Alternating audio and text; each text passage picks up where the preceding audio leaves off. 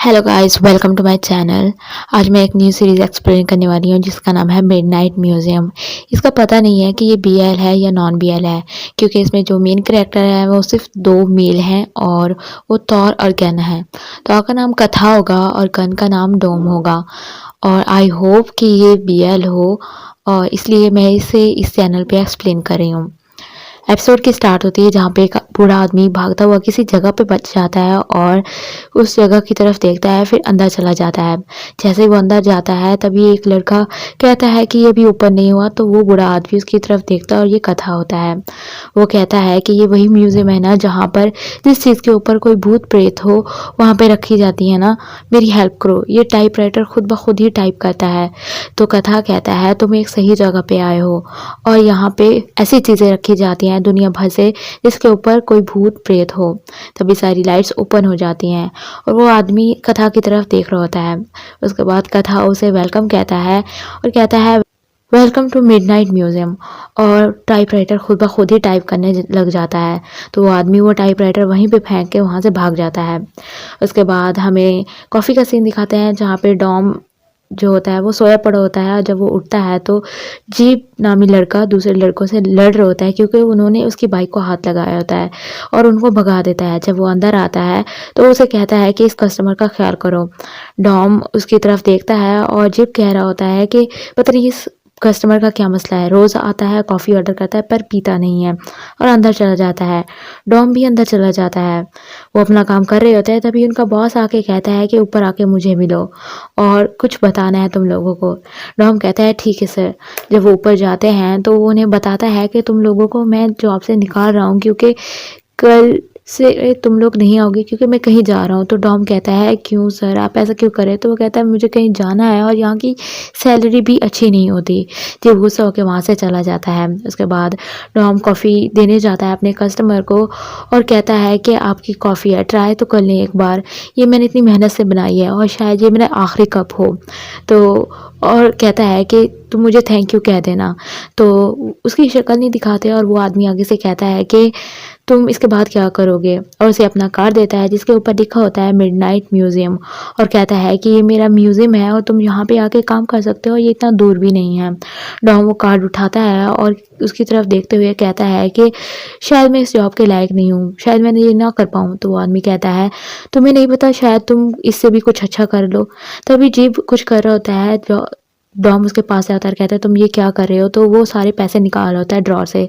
Dom उसे रोकने की कोशिश करता है लेकिन जिब उसे कहता है उसने हमें जॉब से निकाल दिया, और उसे धक्का देके वहाँ से जाने लगता है।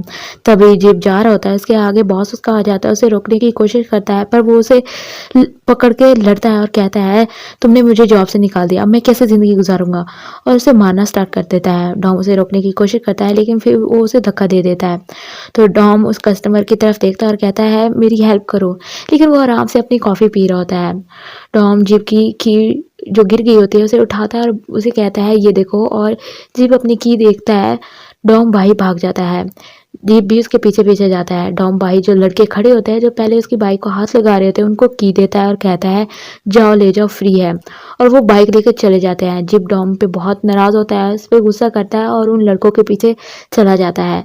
तो डॉम वापस आता है अपने अंकल का पता करने के लिए और उसे कहता है कि मैं तुम्हें हॉस्पिटल लेके जाता हूँ।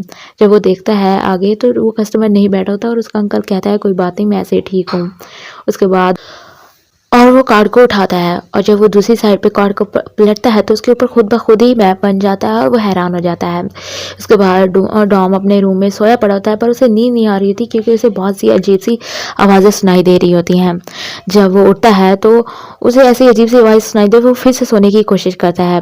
दरअसल ऐसे लग रहा होता है जैसे उसके साथ वाले रूम में कोई इंटीमेट हो रहा हो, लेकिन जैसे वो दीवार के साथ अपना कान लगाता है तो अजीब सी आवाज़ें आ रही होती है। वो चेक करने के लिए बाहर जाता है और डरते हुए बाहर जाता है। तभी एक लेडी कुछ जादू टाइप कर रही होती है, वो उसकी तरफ देखता है। वो लेडी उसकी तरफ देखती है तो वो डर जाता है और पीछे से एक और लेडी आती है तो जिसकी वजह से वो और डर जाता है, और वो लैंडलॉर्ड होती है।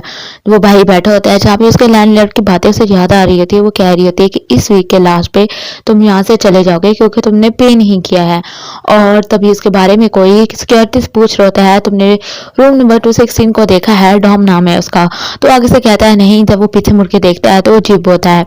जिप भी डॉम को देख लेता है। डॉम वहाँ से भागना स्टार्ट कर देता है। जिप अपनी गैंग के साथ आया होता है, वो भी उनको कहता है कि उसे पकड़ो। वो भाग रहे होते हैं, जहाँ पे डॉम गिर जाता है और जिप ऊपर से आ जाता है और उसे कहता है मैंने तुम्हें कहा था मेरे हाथे मत चढ़ना, और उसके करीब आने लगता है। लेकिन डॉम वहाँ से भागने लगता है, गिरने वाला होता है, तभी कोई उसे पकड़ लेता है और ये कथा होता है। वो उसको देखता है और कहता है तुम, और कथा कहता है कि हम फिर से मिल गए। डॉम हैरान होकर खड़ा होता है। जिप कहता है ये तुम्हारा मसला नहीं है, यहाँ से निकल जाओ। कथा डॉम को साइड पे करता है और कहता है इजी हो जाओ ब्रो। जिप इसे मारने के लिए आगे आता है तो वो अपनी छड़ी आगे कर लेता है। कथा कहता है मैंने कहा ना टेक इट इजी, और उसे मारता है।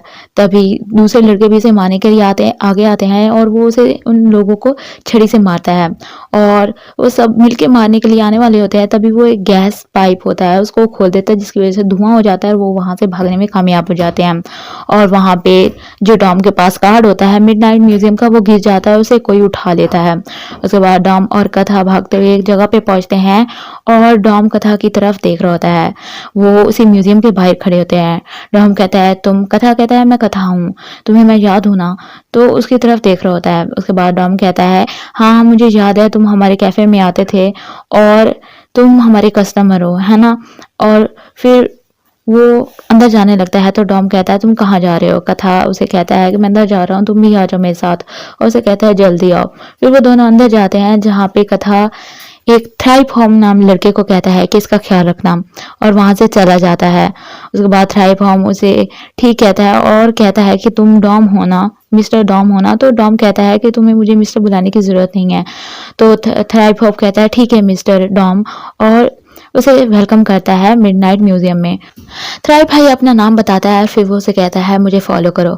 उसके बाद वो अंदर जा रहे होते हैं, जहाँ पे टॉम को कान में कुछ अजीब सी आवाज़ें सुनाई देने लग जाती है। वो एक दरवाजे की तरफ देखता है और फिर उसे अजीब सी आवाज़ें सुनाई देती हैं। तभी थ्राइप कहता है आप ठीक है ना। तो टॉम कहता है हाँ। थ्राइप कहता है ये म्यूजियम सूरज ढलने के बाद खुलता है और सुबह 2 बजे से पहले ही बंद हो जाता है।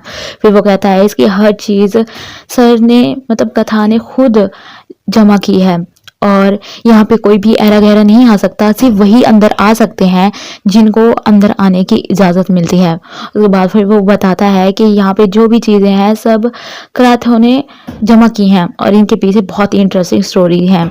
और यहाँ पर जो भी कलेक्शन है वो उसने पूरी जिंदगी लगा के मेहनत करके ये जमा की हैं। तो डॉम कहता है असल में कराथ है कौन। तो थ्रैपर स्माइल करता है और कहता है कि तुम म्यूजियम में जो भी ये चीज़ें देख रहे हो वो जमा करने वाला है। और फिर वो उसे कुछ नहीं बताता उसके बारे में। डॉम कहता है उसकी पूरी जिंदगी। तो थ्राइपर कहता है हाँ। डॉम कहता है उसकी उम्र कितनी है, यानी उसकी एज कितनी है। तो थ्राइपर कुछ नहीं कहता और स्माइल करते हुए उसे अपने आप को फॉलो करने को कहता है। उसके बाद कथा ये सब कुछ सीसीटीवी कैमरा से देख रहा होता है। थ्राइपर कहता है कि आपकी ड्यूटी ये होगी कि आपने इन आर्टी फैक्ट्स का ख्याल रखना होगा और जोन 16 में नहीं जाना। ये एक ही रजिस्ट्रेशन है जहाँ पे आप नहीं जा सकते। तो डॉम कहता है तुम्हारा क्या मतलब है। थ्राइपर कहता है अगर आप तैयार होते हैं इस जॉब के लिए तो अभी से स्टार्ट कर दें। तो वो उसे उसकी यूनिफॉर्म देता है। डॉम कहता है मैंने हाँ तो नहीं बोली इस जॉब के लिए।